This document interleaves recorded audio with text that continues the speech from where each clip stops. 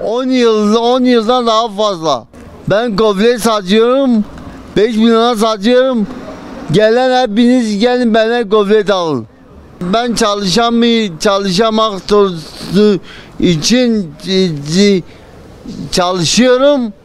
Ben elimden özürlü olduğum için hiçbir şey satış yapamıyorum. Ben gofret satabiliyorum.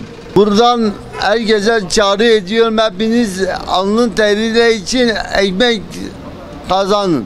Ekmek sarf edin. Alnın teriyle kazanıp helal lokma yiyin, helal lokma konuşun.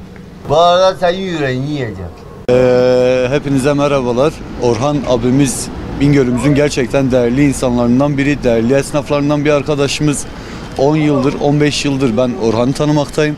Orhan bu haliyle bize gerçekten büyük örnek teşkil etmekte, ekmeğini taştan çıkartmakta, gerek sevecenliğiyle, gerek saygısıyla, gerek duruşuyla, gerek çalışma azmiyle ekmeğini gerçekten yıllardır gofret satarak sağlayan bir insan.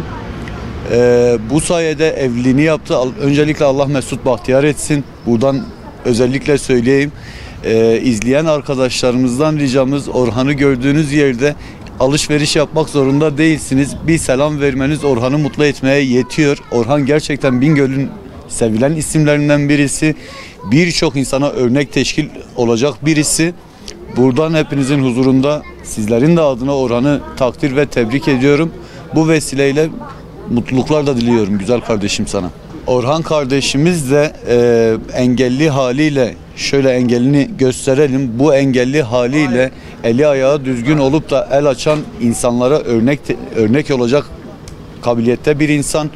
Bu haliyle evliliğini yaptı, evini kurdu, hayatına devam ediyor ve hayata olan inancından hiçbir şey, yaşam sevincinden hiçbir şey kaybetmedi. Bu manada Orhan'ı tebrik ediyoruz. Orhan'ı çok seviyoruz. Buradan açık bir şekilde söylüyoruz. Orhan'ı Bingöl olarak hepimiz seviyoruz, hepimiz sayıyoruz. Hepimizin değeridir, bizim gülümüzdür, canımız ciğerimizdir. Her zaman Orhan'ın yanında durmaya devam edeceğiz.